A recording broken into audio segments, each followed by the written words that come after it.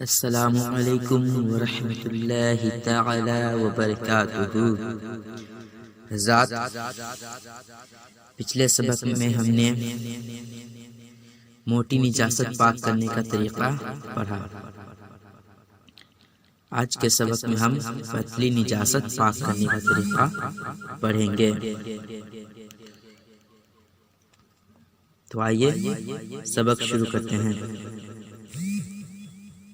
بسم اللہ الرحمن الرحیم۔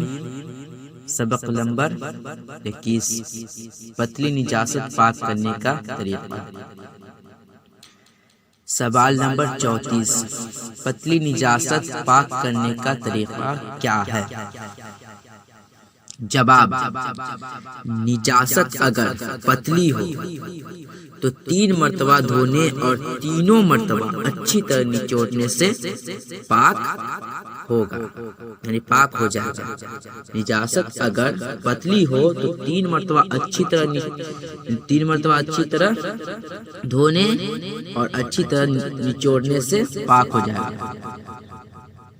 اچھی طرح نچوڑنے کا مطلب یہ ہے کہ نچوڑنے کی ہر شخص اپنی طاقت بھر، یعنی جس کا کپڑا ہے جو نچوڑ رہا ہے وہ شخص اپنی طاقت بھر اس طرح نچوڑے کہ اگر پھر نچوڑے تو اس سے کوئی قطرہ نہ ٹپکے۔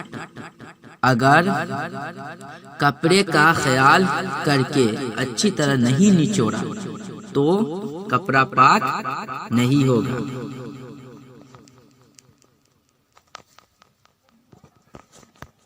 مسئلہ، اگر دھونے والے اچھی طرح نچوڑ لیا، یعنی کپڑا دھونے والا نے کپڑے کو اچھی طرح نچوڑ لیا، مگر ابھی ایسا ہے کہ اگر کوئی دوسرا شخص جو اس سے زیادہ طاقتور ہے، اگر کوئی دوسرا شخص جو اس سے زیادہ طاقتور ہے وہ نچوڑے گا تو 2-1 بوند ٹپک سکتی ہے، تو پہلے والے کے حق میں پاک ہے اور دوسرے والے کے حق میں ناپاک ہے۔ اس دوسرے کی طاقت کا اعتبار نہیں ہے۔ ہاں، اگر یہ دھوتا اور اتنا ہی نچوڑتا تو پاک نہ ہوتا۔ مسئلہ، پہلی اور دوسری مرتبہ نچوڑنے کے بعد ہاتھ پاک کر لینا بہتر ہے، اور تیسری بار نچوڑنے سے کپڑا اور ہاتھ دونوں پاک ہو جائے گا۔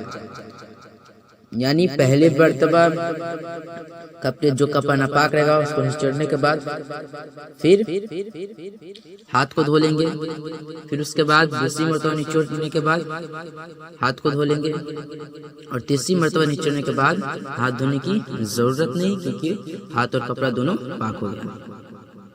اور اگر کپڑے میں اتنی تری رہ گئی ہو کہ نچوڑنے سے 1-8 بوند ٹپکے تو کپڑا اور ہاتھ دونوں ناپاک ہیں۔ اور ہم نے نچوڑا کپڑے کو، لیکن اتنے اچھے طریقے سے نہیں نچوڑا جس کی وجہ سے کپڑا میں سے 1-2 بوند ٹپکے گا تو کپڑا اور ہاتھ دونوں ناپاک ہو جائے گا۔ پہلی یا دوسری بار ہاتھ پاک نہیں کیا اور اس کی تری سے کپڑے کا ایک حصہ بھیگ گیا تو یہ بھی ناپاک ہو گیا۔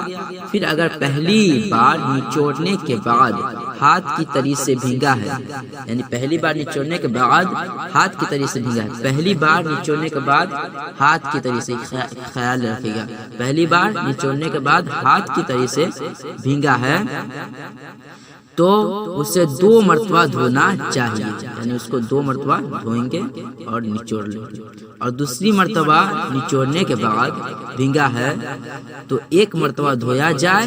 یوں ہی اگر کپڑے سے جو 1 مرتبہ دھو کر نچوڑ لیا گیا ہے کوئی پاک کپڑا بھیگا تو 1 بار دھونے سے پاک ہو جائے گا۔ اس کو سمجھے؟